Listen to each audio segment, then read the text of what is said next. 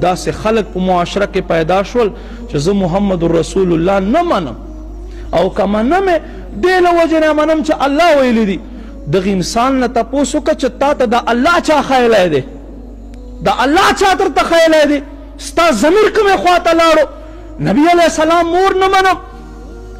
یاد وساتئ فتاوی شاملې کړي دي وی په کومه ځمکه باندې چې مدینه جانان تشریف فرما دی، فرمائی بر آسمانوں کے فرشتوں بیت معمور چې کومه قبله دی، فرمائی لدین هم کروڑ ها درجه دا ځمکه افضل چې په کومه ځمکه مدینه جانان تشریف فرما دی.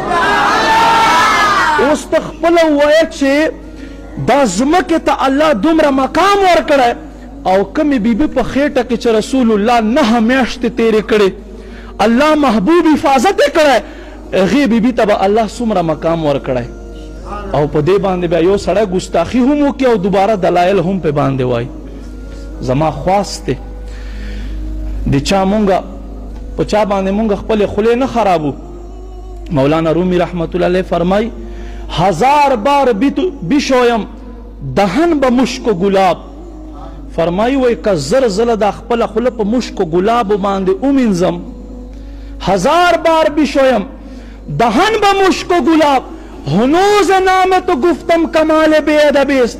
یا رسول الله بیا دې هم چې نوم پې باندې علم ما ته بې ادبي ښکارېږي.